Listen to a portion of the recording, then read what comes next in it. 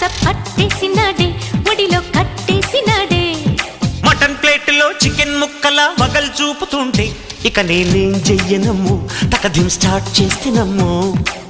అణువణు ఆవిరి అదో తీపి తిమ్మిరి భయపడకే సుందరి తప్పదమ్మ నా గురి అవునంటే హైదరాబాదుని పిల్ల రాసిస్తారా వేలా జిల్ జిల్